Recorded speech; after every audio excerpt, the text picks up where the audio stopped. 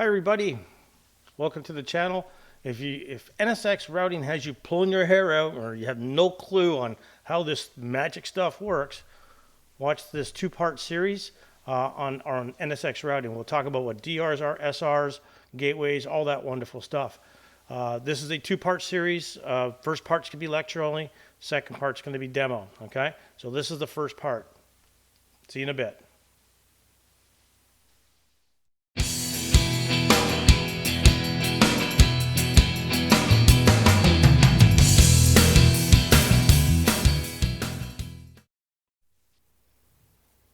Hi everybody, thanks for sticking around. Let's just jump right into the presentation. There's a fair amount of content here, so I'll probably leave some timestamps in the comments area, or so you'll be able to, if you want to jump back and forth, but obviously it's best if you watch it all the way through, right? So let's talk about routing within NSX or NSX-T. So first of all, a couple things I'd like to point out. So logical routing with NSX-T or NSX, when we talk about routing, they are referred to as gateways, okay? So here's an example of a gateway right here. Now notice these icons are very similar. This one's gray and this one's green. Typically what the gray colored stuff indicates is a physical device. So that would be a physical router.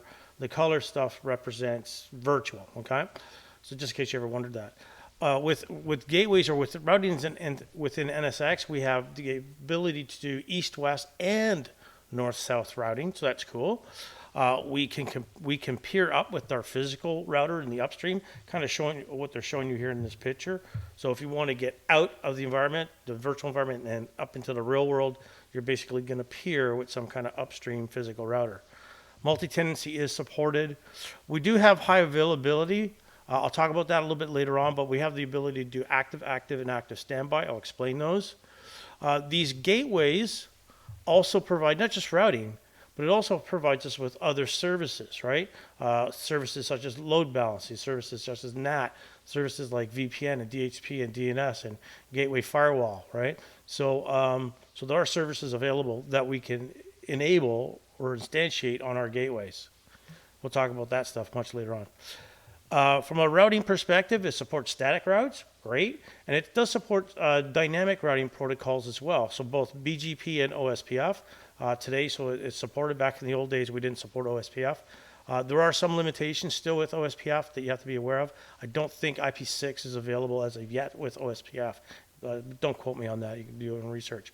Now, these dynamic routing protocols are only supported on a tier 0 gateway, not a tier 1. What's a tier 0? What's a tier 1? You'll see in a minute.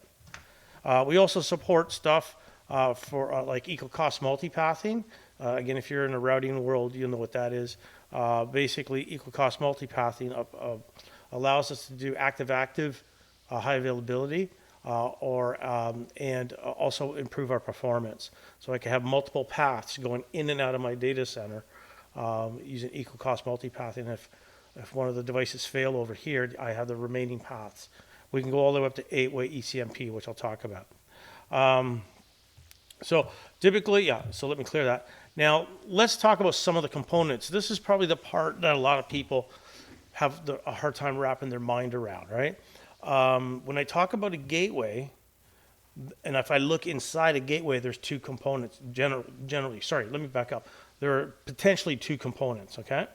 The first component is the distributed router component.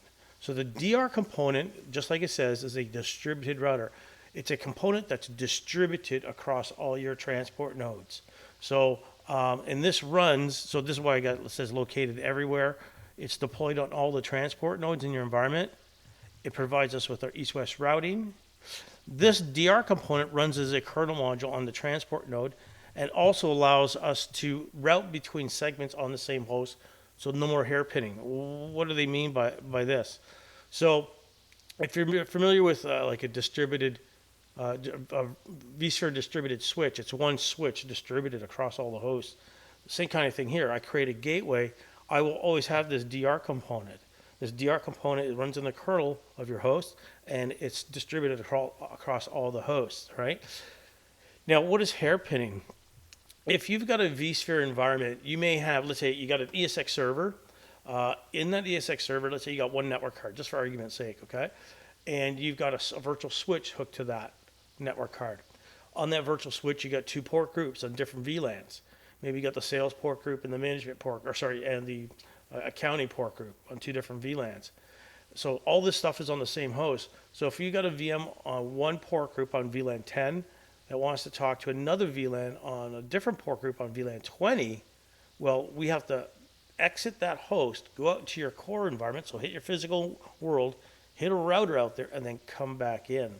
So that's what we call hairpinning or tromboning, so to speak, right? So it comes out and it comes back in. So not that efficient. I know when I teach the vSphere classes, it's been quite a while since I taught one of those, mainly doing NSX, but when I talk about the different types of virtual switching options that we have in vSphere, once I show them this routing stuff, a lot of people go, how come I can't just route within the host? And that's what this DR component brings to the table. Allows us to do routing within the host. Don't have to go hit the physical world. I got some examples of that. So that's the DR component. I'll show you that a little bit more. What's the SR component? The SR component is a service router. The SR component is provided for when we need like stateful services. So I want to do a load balancer, a VPN, or NATing or something like that. That's when we need this service router component. Also, if I want to route to the physical world, so I now need a connection out to the physical world, I need an SR component for that, okay? And one of the reasons they do that is, imagine if you had one router that's distributed across 200 hosts. Now you need to peer with an upstream physical router. You'd have to do like 200 adjacencies. I guess it could have been done, but it just wouldn't make sense. So they said, okay, if you need to route to the outside world, you need to go through this thing called an SR. And where does the SR live? It lives on the edge node, okay? So I'll talk about the edge node. It could be a VM or a bare metal box. We'll see that a little bit later. So DRs are everywhere. They're on all the transport nodes, even edges. And the SR component is required when we have services, and it runs on the SR only, okay? And again, as I mentioned before, it's used to provide routing to the physical world. So the SR component is the thing that allows us to get out into the physical world, or the physical world to get into our virtual world. So now, when we talk about some design options, this is not a design video. Maybe we'll do some down the road, or maybe we'll do some kind of live stream or something like that. But there's a couple options when you look at NSX. First of all, you have one option is single tier routing. So here's my physical router. I'm going to deploy a gateway. It's a tier 0 gateway. And then from there, I'll hook up my segments 1, 2, and 3. So that's single tier routing, pretty simple and straightforward. There's nothing wrong with it. You could do this all day long. So now, again, this tier 0 would provide me with my east, west, and north, south. So again, if segment 1 wants to talk to segment 2, it goes through this tier 0 gateway into here, okay? If segment 3 wants to talk to the outside world, it goes through the tier 0 out to the outside world, or vice versa, okay? So single tier routing, nothing wrong with that. You can do this all day long. There's another one it's called 2-tier routing. This one seems to be the most common one, to be honest with you. You'll see a lot of VMware documentation refer to this as multi-tenancy. And yeah, it kind of makes sense. In this example, I got my physical router still. I still have my tier 0. So my tier 0 is always going to connect to the physical. But underneath my tier 0, I deployed a tier 1 gateway. And I have my segments, again, connected to that tier 1 gateway. So this tier 1 is going to provide me with my east-west routing. And then when I want to go north-south, basically, I go through my tier 1, out through my tier 0, and then out to the physical, both directions. Now, the reason why this is also referred to as multi-tenancy, let me just change my colors here. I only got one tier 1 gateway hanging off the tier 0 here.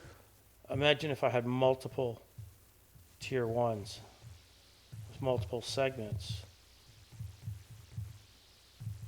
hanging off of this. I could do something like that, where the tier 1 gateways are my tenants, and the tier 0 could be like the ISP type router type of thing.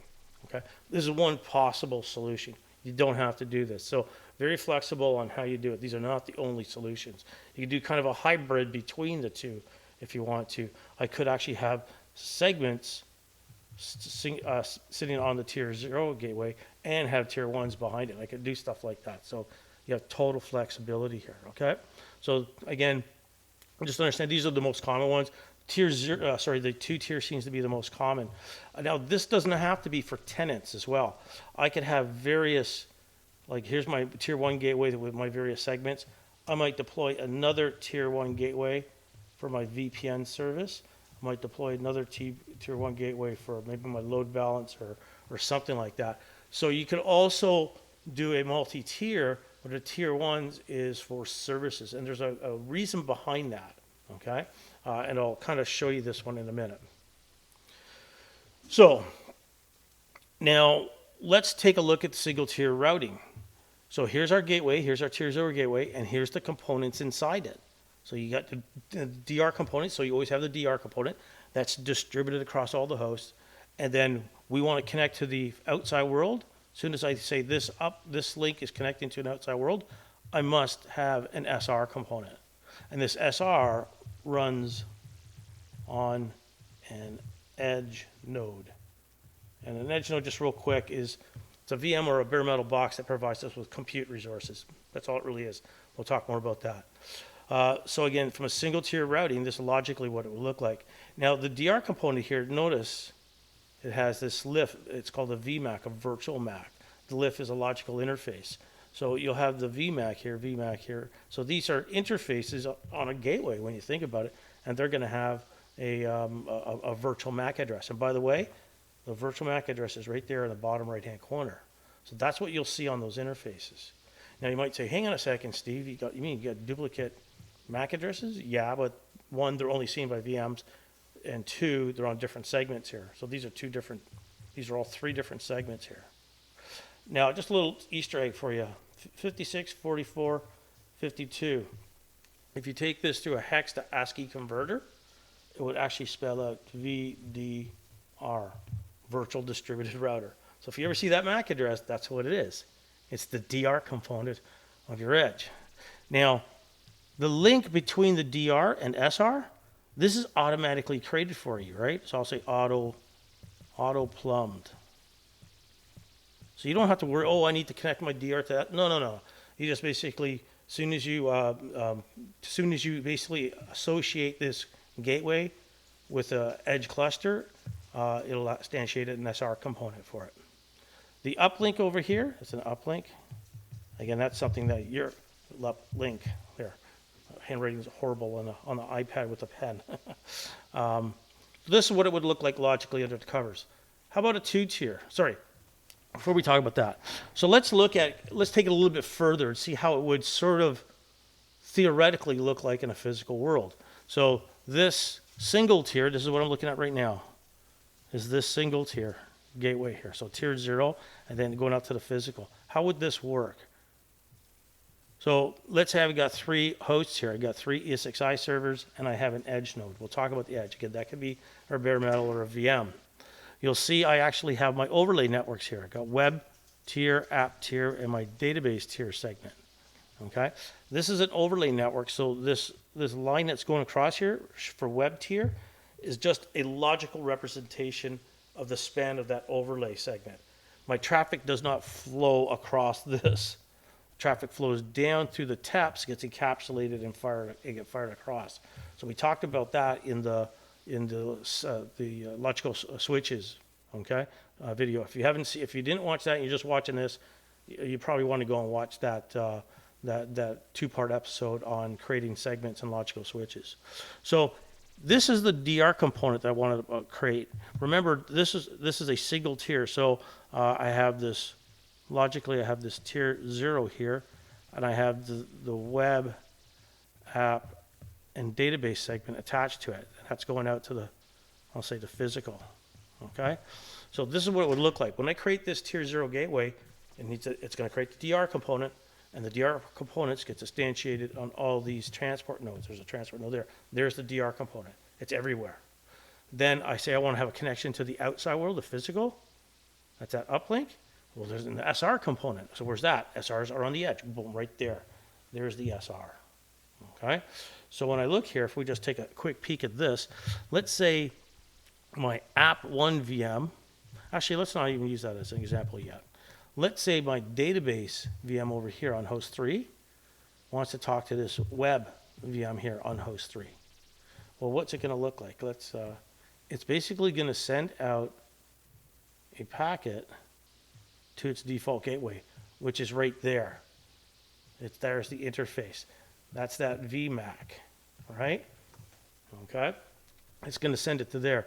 This DR component acts as a router. It's going to say, oh, you want to go to the green network? Well, look, I got a connection in there. And it will basically do a route and then send that out to the destination web at that point, just like a normal router would, okay? Again, if it doesn't know the web, it would ARP for it, do all that wonderful stuff.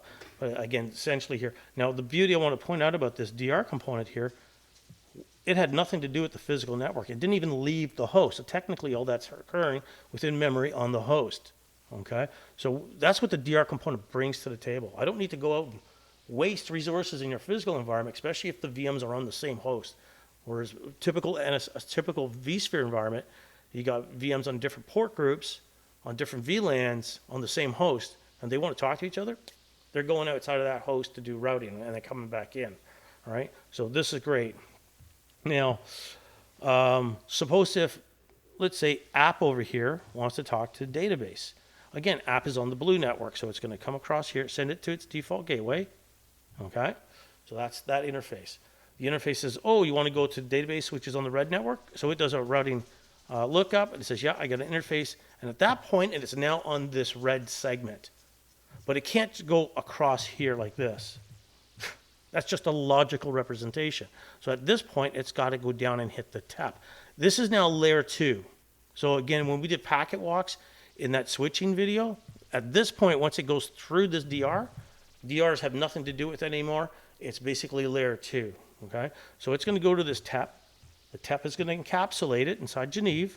It's going to get fired across the network, arrive over there. Sorry, looking at my other station here.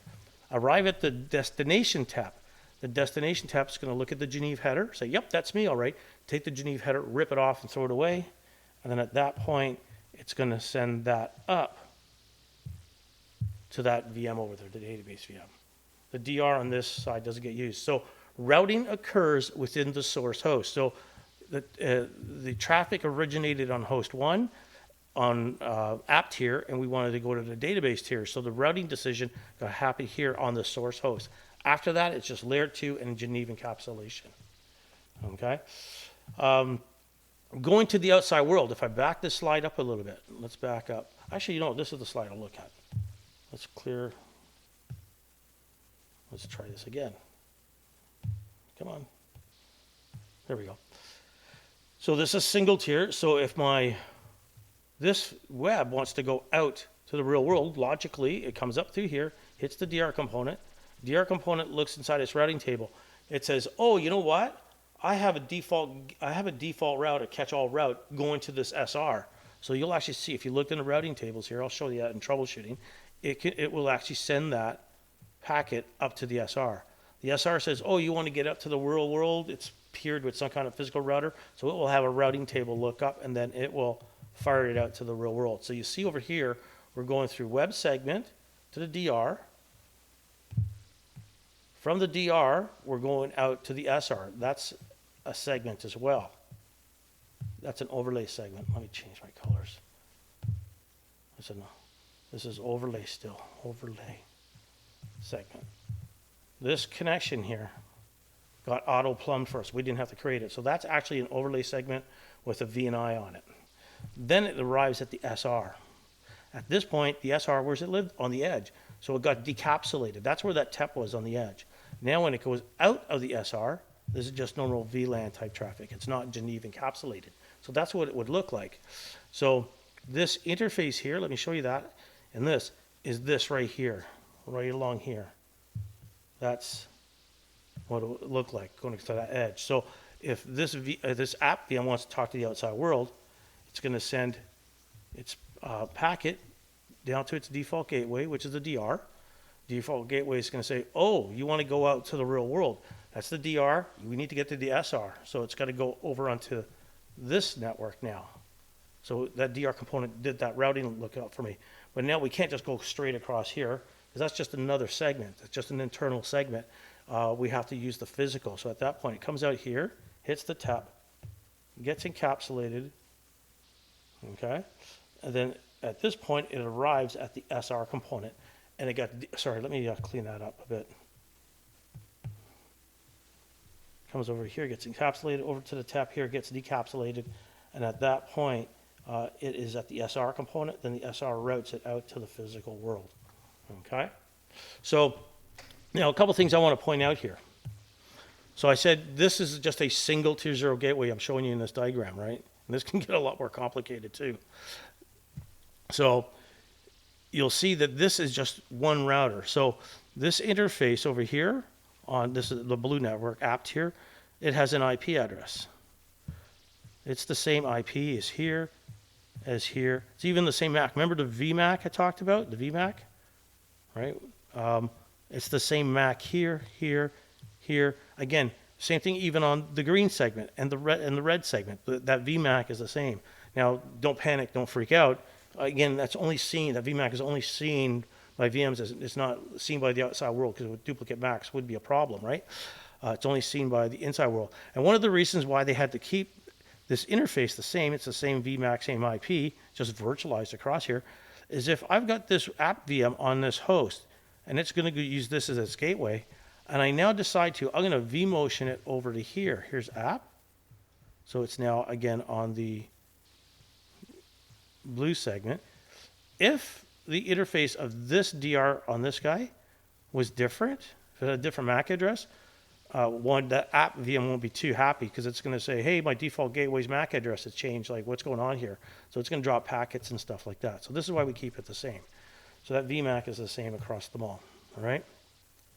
So I want to point that out. Two-tier routing. So we'll take the same approach and look at two-tier. So now, yeah, okay. So in this example, I got my two-tier. Here's my tier 0 gateway. It's got a connection to the outside world, so therefore we need the SR. Where does the SRs live? On the edge nodes. Tier 0 also has a DR component. Where does that live? Everywhere. Okay? Then I'm going to deploy a tier 1 gateway. So this is that two-tier model I showed you before. Tier 0, tier 1, and the segments hanging off of it. So the tier 1 over here has a DR. Your gateways always have a DR. Now notice I'm saying no services. Because this tier 1 gateway does not have services, it does not need an SR component. So that's good. So now, when web wants to talk to database, it goes through its DR, no problems. If app wants to talk to the outside world, it goes through the DR. The DR says, oh, you know what? I need to connect to my tier 1 gateway. So it's going to go through that to the tier 0 DR on that gateway. And then at that point, it's going to go to the SR and to the outside world. All right, and I'll show you that logically how that looks. Now, this is a tier 1 with no services.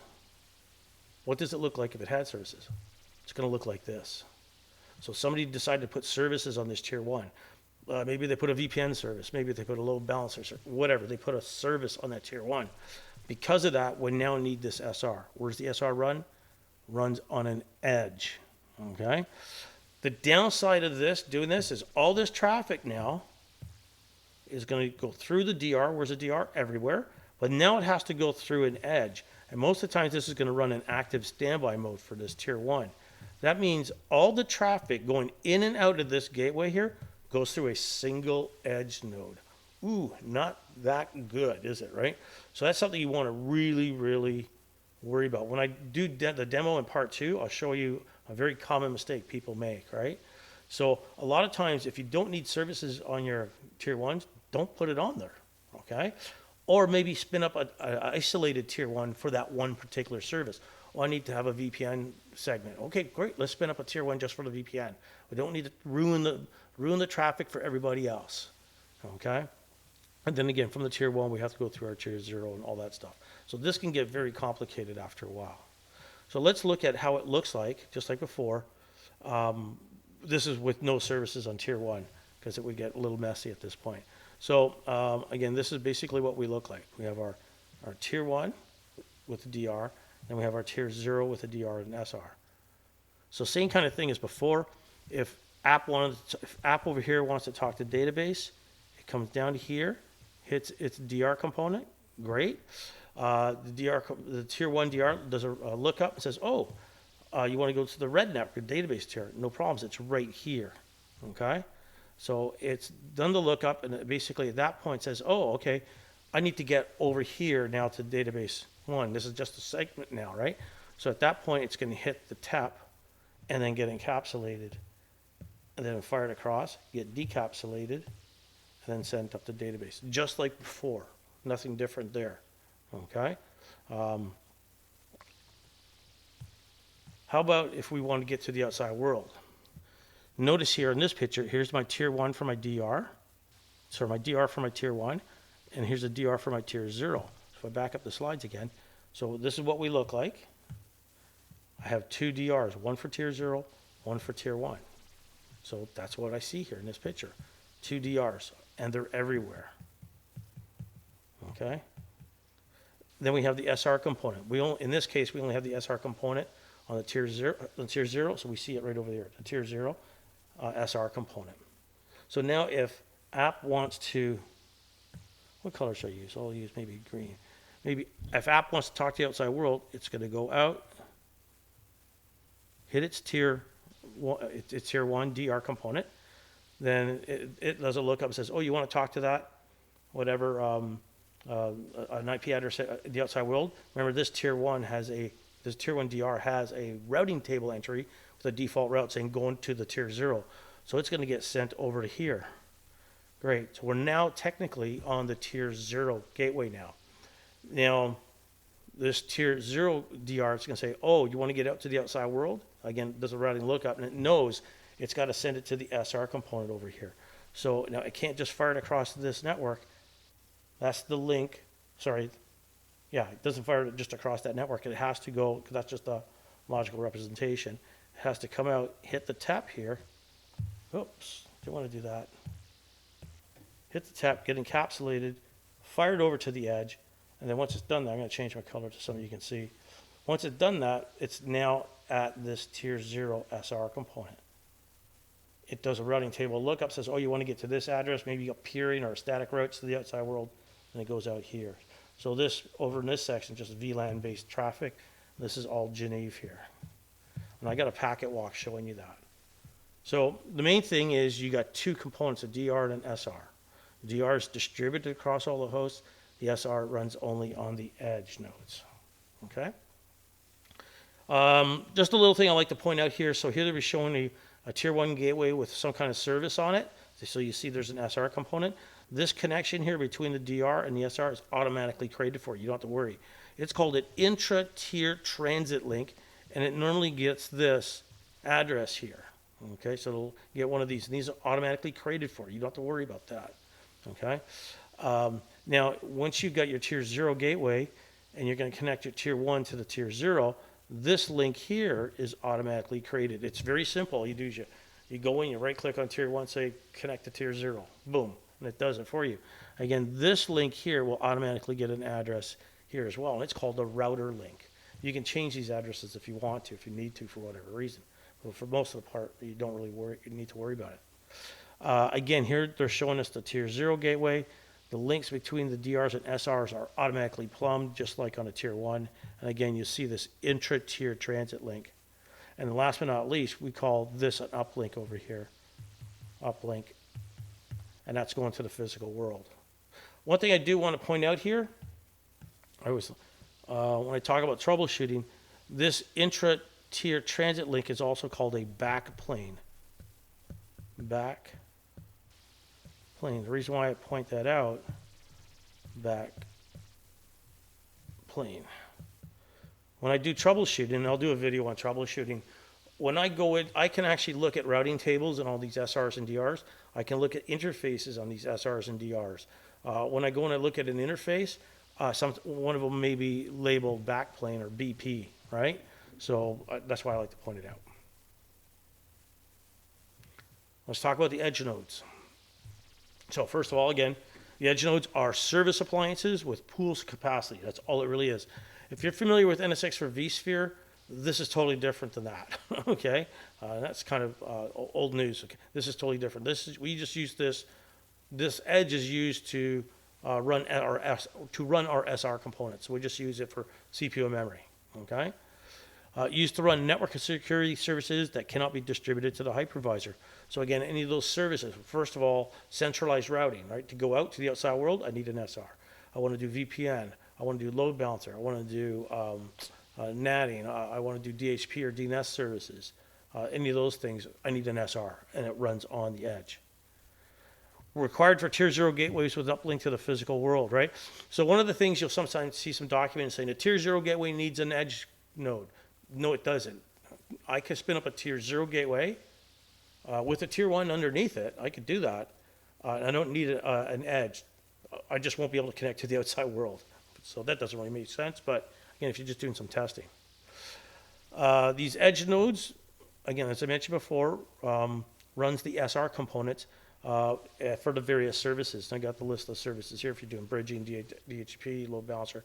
I mentioned all this. This edge node can be a virtual machine or a bare metal box. The virtual machine must be on an ESXi host. Your edge node must belong to an edge cluster. Okay. Now, for you vSphere people, you might be thinking, oh, I guess he's talking about a vSphere cluster for my edges. No, I'm not. Okay. An edge cluster is just a container within NSX. So I create some edges and I say, okay, edges, you're in this edge cluster. Boom, that's it.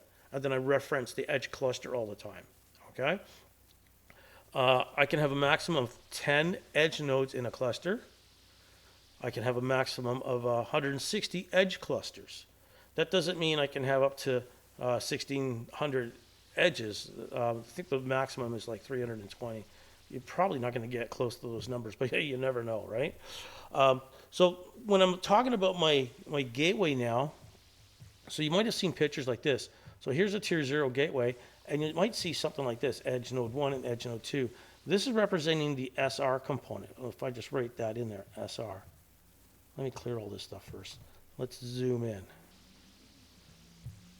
This would be referring to the SR component. Now, why I see two of them? Because this gateway, when I created the gateway, I said, okay, I'm going to point it to this edge cluster. Great. That edge cluster was already created for me. Sorry, I had to create it before doing that. So I'm going to point it to the edge cluster. Now that edge cluster has, let's say, only 2 nodes in it, 2 edge nodes, then I would see edge nodes 1 and 2. Great. If that thing had, let's say, 5 edge nodes in it, then I would basically have 5 here. It's sort of like having 5 uplinks on a tier 0 gateway. Okay? So it's sort of, think of it as having like almost at the very top of your environment, 5 different routers or whatever. We can have up to 8 for equal cost multipathing. So I could have 1, 2, 3, 4, 5, 6, 7, 8, right? All the way up to 8. And imagine that you got 8 routers for your in and outbound traffic. Okay? That's an example of that. So you'll see pictures like that for the SR components. Here's just a picture of an edge cluster that I guess whipped up. So up to 10. You might think like, well, that's kind of weird if you can have a maximum of 8 edge nodes on a tier 0 gateway. Why do we have 10, right? The other ones aren't being utilized. I could actually utilize them for other things. I could have a cluster that's servicing other gateways. So the cluster, this edge cluster, doesn't have to be servicing just this one tier 0 gateway. It could be servicing a tier 1 gateway, another tier 0, or whatever. Okay? So just be aware of that. Now, when I talk about virtual machines, when you go to deploy, it's an appliance. So there's a couple of different ways you can deploy it. I'll talk about that. I think, yeah, coming up. Yep, I'll talk about deploying it, and I'll show you that in the demo in part 2, right? So the VM, it can be deployed as a small, medium, large, or extra large. So basically your underwear sizes, right? Small is generally for proof of concept. Small will basically be 4 gigs of memory, 2 virtual CPUs, a 200 gig disk. Notice they're all 200 gig disks. Again, it's requiring vSphere 6 or later, okay? Medium, again, gives you 8 gigs of memory, 4 virtual CPU. Large, again, you folks can kind of read this. This is all in the installation guide, okay? And then you have extra large. Here are some notes for possible suitability. So a medium is basically, so small is proof of concept lab, okay? So you're going to start in production at medium, let's say. So it's suitable for layer 4, layer 2 to layer 4 services. If you need, anything less than 2 gigabits per second throughput, so you're not cramming a lot of data through this, that's fine then. Large, they're saying, again, suitable for your layer 2 to 4 services, typically maybe 2 to 10 gigabits per second throughput, just a rough recommendation. And extra large, again, suitable for multiple services, load balancers, VPN, that you need more than 10 gig and that sort of thing. Okay, and there is an admin guide, the administration guide for NSX. You can download it from docs.vmware.com. That's docs.vmware.com. They talk about scaling here as well. They give you some suggestions, but again, ultimately, it's going to boil down to your environment. That's the VM, bare metal, pretty straightforward. Minimum configuration, 32 gigs of memory, 8 cores, 200 gig disk. That's your minimum, okay? That's my laptop. That's nothing much, right? Recommended 256 gigs, 24 cores. Again, same size, 200 disk, okay? So there may be times, when would I pick bare metal over VM? Well, what are the advantages and disadvantages of each, right? One of the things I think of, okay, one, VMs, easy to spin up. I can spin up an edge VM within a few minutes, right? It's easy for me to protect that edge VM with vSphere's high availability, right? So, so that's kind of nice. There's a lot of benefits. Anybody's played with vSphere, you know all the benefits of virtual machines, right? Okay. The downside of it is these edge VMs have the VMX-Net driver. Yeah. So the VMX-Net 3 driver, which typically has like a max throughput about 9.5 gigabits per second throughput. I just wrote down 10 here just to round it up, right? So that's your max throughput. So that's kind of basically what you're pegged at. With bare metal, you don't have to worry about how fast is it. Well, how fast is your card in the bare metal? 100 gig, no problems, right? So that's kind of an advantage for bare metal. Bare metal, faster failure detection. There's a thing called bidirectional forward detection, okay, on the VM. So bidirectional forward detection tests our paths and our connectivity, let's say to the outside world, let's say, all right? So I'm using BFD to do like sort of like hello timers, right? On the VM, the hello is we'll call it BFD hello. We'll call it that is 500 milliseconds. And what we do is we wait. If we lose 3 after that third one that we lost in a row, we consider that path dead. So basically, we can detect failures with 1.5 seconds. Bare metal, this BFD timer can be as low as 50 milliseconds. And again, that gives me, and again, with 3, right, gives me sub-second failure detection. So 150 milliseconds, boom, I can detect that failure and start failing over, okay? So sub-second failure detection. The bare metal, also, I can have more NICs inside it, okay? That, again, when I was teaching a lot of design classes of VMware, especially the older ones, it gives me a lot more flexibility configuration options when it comes to edges. Whereas the VM-based one had some limitations. I'll show you that when I get into that in a second here. Again, see installation guide for requirements. The reason why I put a little note there, just don't grab any machine, okay? Generally speaking, it talks about the hardware requirements. So Intel processors, generally not a problem. It had support, it has support for DK, Data Plane Development Kit. So pretty much Intel processors are safe. AMD, years ago, the edge nodes did not support AMD processors, right? Now AMD does have DPDK support for their EPYC. Is it C? I think it's C or K. I can't remember. Anyways, does have support for their EPYC server class processors, right? So it will work with that. It does not work with the Ryzen processors, okay? So if you go to AMD Ryzen, this will not boot up. It'll install, everything will look fine. It comes up, when the machine comes up, there's actually a Python script inside the edge node, and it does look. So it says, if you're not an Intel processor, look here, right? And then it says, oh, if you're AMD, are you EPYC? Great, continue on. Oh, anything else? Fail, stops, right? So watch out for that in production. In a lab environment, and again, all this is on the internet as well, you can go in and edit that to skip over that check, which I've actually done because I have, in my environment, I do have a Ryzen processor on one of my platforms. So I just made that configuration, say don't check for that. And it boots up and it works, but don't do that in production. You won't be supported. So see the installation guide for requirements if you're looking at bare metal. So some advantages and disadvantages of each. Bare metal, again, slower to deploy. Oh, the other thing in bare metal, that one of the other things I always like to point out in my class, when we talk about benefits and downsides of VMs and bare metal. Okay, bare metal, a lot of people use it for better performance, whatnot. Okay, great, I'm okay with that. One of the things, again, if a bare metal box dies, well, how long is it going to take for you to fix that box, right? Remember, a VM, if the host that the VM's running on dies, vSphere HA can start that VM back up on a surviving host. How does this work with bare metal? Again, bare metal dies. How long is it going to take you to fix that? We all went through COVID, right? Supply chain issues. Can you imagine that? You know, one of your servers, you only got 2 of these edges physical, and one goes down. They go, oh, your part will be in next month. Boy, you're sweating bullets for the next 30 days, right? So stuff like that, I would be really questioning it. Okay, if this thing has a failure, how fast am I going to get parts? Do I have a service level agreement in place with whatever vendor I'm buying it from, right? So food for thought, okay, folks? So deploying the edge VM. There's a couple of ways for us to deploy that. It can be deployed through the NSX GUI. I will demo that in part 2, all right? That's the easiest way to do it. It can be deployed as an OVF via vCenter. So you can actually talk to your vSphere administrator, say, here, deploy this OVF for me, right? You can give it this name, give it this IP and stuff. And then you configure it later on within NSX. It can be deployed using an ISO. And if you're installing on bare metal, you'll extract the ISO and install it on the bare metal.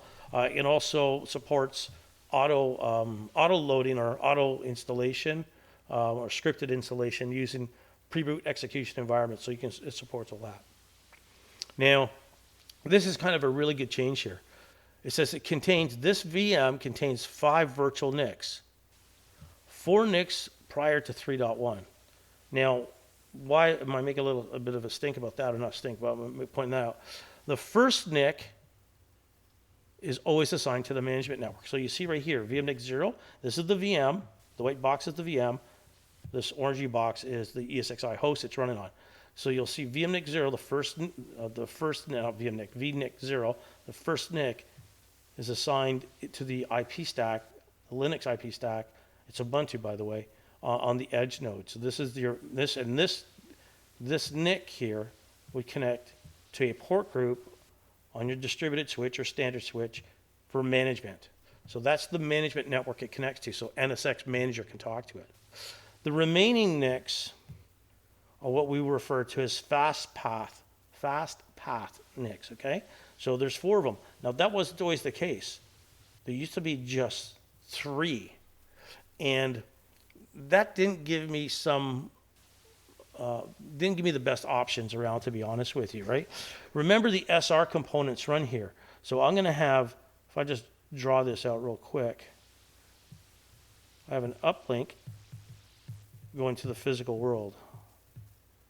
And I have a downlink going to overlay. So that's where my TEPs would be. For performance redundancy basis, it would be nice, or for performance mainly, would be nice. I could say, okay, I want to use this NIC for my overlay, and then these 2 over here will be for my uplink. So I'll have 2 uplinks going to the outside world. Okay, but I only have, at this point, I only have 1 TEP, right? You could do that. There's nothing wrong with it. You could deploy a single virtual switch here and say, I'm not going to use these other cards, and that will do my overlay and my VLAN. You could do stuff like that. Or one of the advantages here, again, there's a whole bunch of ways to configure this. And I'm not going to go through it now because we've already made this pretty long. I'll probably do a separate video on edge design, to be honest with you, because it could take a whole separate video for that, or maybe a live stream or something like that. So now, technically, because I have these 4 cards, I can say I want to use these 2 for my overlay, and these 2 for my uplinks going to the outside world, right? So 2 up, down below, and then that would give me 2 taps on this edge. So there's different ways that you can actually design this. Now, notice here, this is the NSX virtual distributed switch. So when you create your edge, it's going to say, okay, do you want an NSX virtual distributed? It's not going to, you're going to have to create one because that's where the edge needs it. Then you're going to say, how are you going to map your NICs to it, right? How many NICs are going to go to that switch? And it comes down to that NIC teaming policies that we talked about in host preparation. So if you didn't see the transport node preparation video, watch that one. There's a demo portion, that's part 2, and then there's a lecture, part 1. Watch that where I talk about NIC teaming and stuff like that, and host profiles. Okay. So again, a lot of flexibility here on how you can create this. I just kind of drew this one diagram and that's it, and I left it. Okay. So prior to 3.2.1, we only had 3 NICs here. The first NIC is assigned management. We already talked about that. The remaining NICs can be assigned for overlay or uplink traffic, depending on what you want to do, right? Some people would say, I'll have 1 NIC for overlay and then 2 NICs for uplink. That's fine too. High availability. So we have 2 options for high availability. We have active, standby. So over here, a good example of this would be my tier 0 gateway. So it has a DR component, which is everywhere, and it has an SR component. And the SR component runs on the edges, and that's kind of what I'm doing right here. So in this example, maybe I got a 2-node edge cluster. So this is why I got 2 edges here. If I had an 8-node edge cluster, I'd see 8 edges across there. So 8 pipes going up north. So I'll just say 2 here, right? So typically, active, both these edges, in this example, notice they're all green, traffic goes in and out of both of those, okay? So this would be, again, my tier 0 for my in and out traffic going in my environment. I might be using something like eco-cost multipathing. So I got my physical router up here, my physical routers need to support eco-cost multipathing. And so traffic goes in and out of both of these edge. And if one should fail, no problems. The other one will continue to function. That's active. This is available for most stateless services. Let me clear that. So your layer 3 forwarding, so your routing, and reflexive NAT. Reflexive NAT is stateless NAT, network address translation. And again, all the way up to 8-way ECMP, right? Maybe I'll do a separate video on ECMP. So again, if I said I had 8 nodes inside this cluster, I could actually have 8 uplinks here getting to the outside world. Active standby, I think most of us know what that is. Again, only one SR on an edge is active, the other is standby. So here's an example. I'm showing a tier 0 or tier 1 gateway. Maybe this is running a service here, like a load balancer or NAT or a VPN. Well, at that point, this edge here, the green one, is active. So all traffic is going in and out of through that edge. And the red one here is standby. Okay? If something should happen to the active, it dies. The standby here would now become active. So it would be green. When the original active comes back, it is now standby. We do not fail back automatically. It's a thing called preempting. I think I mentioned it here. Yeah. We do not automatically fail back. You can set it up to do that. So you got to remember your services will then have another disruption. Okay? Like a VPN service, they're going to have to reconnect because now we're kicking everybody off and then swinging back over, right? So that's up to you. So active standby. Again, this mode's available for most stateless services. So this is what you really got to watch out for. If I decide to put, let's say, a VPN service on my tier 0 gateway, that's the tier 0 allows me to go in and out. These edges would now be running active standby. What does that mean to me? All traffic would flow through my one edge. So all the traffic in your environment goes through one edge node. Okay, maybe it's a monster node and it's okay, and that's okay with you. Great, but be aware of that. Probably not best to put a service here on this tier 0. Maybe spin up a separate tier 1 for your VPN service and have it on its own, and have another tier 1 for natting, another tier 1 for whatever, load balancer or whatever the case may be. Now, a couple things I want to mention. I just noticed this. No support, active support on tier 0 and tier 1. We never used to have active on tier 1. Is for stateful services, NAT, TLS, URL filter, and layer 4 and 7 gateway. Actually, I forgot to mention the version. That's 4.0.11, I think it is. I can't remember. Yes, 4.0.11. If you look at the release notes on that, this is when this has changed. So So before that, I used to say, sorry, your tier 1's only active standby. End of story, end of discussion. Tier 0 can be active active or active standby, depending on what you're doing. But now in 4.11, right? 4.0.11. Today we're at 4.1 as of this recording. These services, stateful NAT, TLS inspection, URL filtering, and the gateway firewall. I'll talk about firewalls and stuff in the firewall lecture. Okay? So that's kind of new. Look at the release notes. All right, let's do a packet walk. Let's do VM to VM on the same host, different segments. So here's my transport nodes. I got my edge over here on the far right. I got 2 ESXi servers. These are my taps. I'm not showing any management networks to keep the picture clean. Here's my underlay network. Here's my overlay networks. So I got whatever, web and apps segment. Here's my distributed switch, the black box. Okay. So you'll see I have VM1 over here on the blue network. Wants to talk to VM2 on the orange network. So web wants to talk to app. Notice they're on the same host. I should draw a line here actually. These VMs are running on host 1. So what does this look like? So let's forget about ARPing and stuff. Let's assume they all know where everybody is. We've talked before. So if I'm sniffing a packet here, basically what you'll see is, let me throw my glasses on. Basically what you'll see here is, again, my layer 2 information here. So this VM1 creates this. Source MAC is MAC1. Destination MAC is VMAC. Source MAC is MAC1. That's the VM1's MAC address. The destination MAC is VMAC. There it is right here. So it's going to come out and hit this interface. That's the DR. That's the VMAC. That's that one, the VDR one I was talking about. And I look at the layer 3. Source IP is IP1. That's the VM1's IP. And destination address is IP2. That's VM's 2 IP. Maybe we're typing in a ping and then there's a payload. Okay? So that's what it would look like. It's going to hit the DR. DR is going to get it. It's going to do a routing lookup. And it's going to say, oh, you want to get to the app segment. I got an interface there. So what it does, it takes the layer 2 section here and throws it in the garbage. And then it creates a new one. So now you'll see source address is VMAC, this VMAC here. Destination address is MAC2. This is a separate layer 2 segment. Okay? And then, so if I go back here, you'll see there is, oops. Let's try that again. There, that's what's changed. So if you're familiar with like CCNA stuff, when you're going through a router, the layer 3 stuff stays the same. So source IP is IP1, destination IP is IP2. That stays the same because we need to know where it came from and we need to know where it's going. But the layer 2, as I traverse different layer 2 segments, right, that layer 2 stuff is going to change, source and destination. And that's what we see over here. This got changed.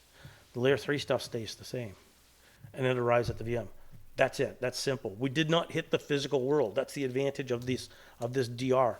The transport node or the host did the routing inside this. So that's great. That's easy.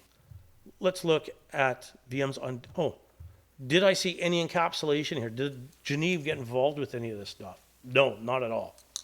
Let's look at VM to VM again on 2 different hosts and on different segments. So in this example, VM1 wants to talk to VM3 way over here. So again, we look at our source, our layer 2 from VM1. It says source MAC is MAC1. That's the MAC address of the VM1. And the destination MAC is VMAC. That's the MAC address of its default gateway where it's sending it. We see the source IP is VM1's IP. That's IP1. The destination address is IP3. By the way, if anybody here is looking at doing their NSX VCP certification, questions like what would be the value at this point of this field is fair questions. Okay? So destination address is, again, IP3, VM3 over here, and we've got our payload. So it's going to go through the gateway here. So it's gone through the gateway, but hang on a second. We got to get over here. So it's not going to do this and go across like that. Remember, this is just a logical representation of the overlay network. What it's got to do is come down through here. So that's what you'll see. So it went through the router. And what do we see change here? Layer 3 stuff stays the same. VM1 is sending it to VM3. It's the layer 2 stuff that changed. So source address is VMAC. Destination address is MAC 3 of VM3. So right now, after it passed through this router, it's just layer 2 connectivity from this host to the other. So guess what's going to happen? Boom, it's going to get encapsulated. So here's the frame that came out of the DR, and there it is right there. Nothing's changed. It's exactly the same. Okay? What has changed here is we encapsulated it inside a Geneve frame. So you'll see the Geneve VNI field is 5002. Well, VM1 was on segment 5001. VM3 is on the 5002. So this is the segment. Again, we did the routing, so we're now on this app tier segment. So that's why it's 5002. We have, zoom in just a little bit more. When we look at the layer 3 stuff inside the Geneve, we see the source address is TEP IP1. There is the source, the IP address of the source TEP. And the destination address is TEP IP2. We're going over to this TEP over here. There's its address. There's the layer 3. The layer 2 stuff in the Geneve, again, this is all TEP stuff. Source address is the MAC address of TEP1 right here, which I call TEP MAC1. And the destination address is that of the TEP on host 2, which is TEP MAC2. So great. Let's clear all that. Let's put this back to normal. So it's going to come out here, get fired across here, and up to this TEP. The destination TEP here on host 2 will look at the Geneve header and say, oh yeah, destination address. That's me. That's me, all right. It's going to take the Geneve header, throw it in the garbage. It's going to take this payload that left here and fire it up to the VM. Boom. That's what we see. Okay? So that's how it generally works. How about to the physical world? Whenever I teach this one to the physical world, this is just a single tier. I'm not even showing you 2 tier, right? If I do something like this, here's my single tier. Tier 0 gateway. Have my DR component. Have my SR component. And I have, whatever, the physical. And then down here, there's the link between those. Down here I got web, app, and database. So when I want to go out to the physical, let's say app, it goes through, hits the DR component. The DR component, where does that live? It lives on the ESXi host transport node and the edge node. It's going to go from the DR out to the SR. So where's that SR? This lives on the edge. So it's going to leave at this point here where I'm going to point at. It's going to leave that host that this app VM is on, let's say. It's going to leave this host and get encapsulated. So I'll say Geneve here. Geneve. Then it's going to arrive at the edge and get decapsulated. Then it's in the SR component. At that point, it goes out to the physical. It's just a normal VLAN. So I always tell people, draw a logical diagram like this and just draw a path, and you'll see I need to go through this, this, and this to get to the outside world. So this is what we'll see here. So source address, let me change my colors. Let's try that again. Here we go. I didn't even change my colors, sorry. So VM1 here with an IP address IP1 and a MAC of MAC1 wants to talk to this physical machine. Its IP is desktop IP and its MAC is desktop MAC. Again, I don't got much of an imagination. So it's gonna, here's the layer 3 stuff. Source address is IP1, that's VM1, it's coming from VM1. Destination is desktop IP, it's going to desktop IP. When I look at my layer 2 stuff here, source address is MAC1, the VM, it's coming from the VM1. Then it needs to go to its router interface, and that's VMAC over here. Okay? So that's why it's a destination address. The DR will receive it. It'll say, oh, you want to go to that IP? I don't know anything about that. I'm going to send it to my default gateway, which is the SR. Right? So at that point, it's going to basically get out onto, it comes out of the DR, and it's technically on the, it's on the segment now between the DR and SR. So technically it's on this segment here, technically, but it's still on this host. So it's going to get this VNI. So it now needs to come out of this host. So it's going to come out, it's going to get encapsulated. Okay? So there is the, again, the layer 2 information, because it got out of the DR component. So here's the layer 2. It's got a source of VMAC and a destination of VMAC2. What am I calling VMAC 2? VMAC 2 is the SR. Remember, it's going from the DR to the SR. My layer 3 stuff stays the same. Source IP is IP1. Desktop is the destination is desktop IP. Then we see the Geneve header stuff. So we'll start out the layer 2. We see source is TAP-MAC1. Here it is right there. That's the TAP.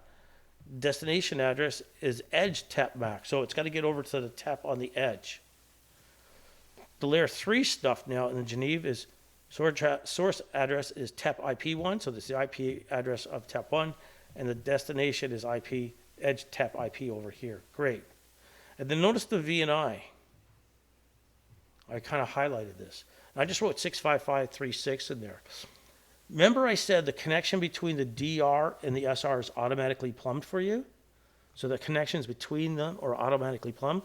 This is a Geneve network. This is a segment. So it's going to need a VNI ID. So there's actually a range of IDs within NSX. And I can't, it's actually, I got it written down. It's 65536 to 75,000.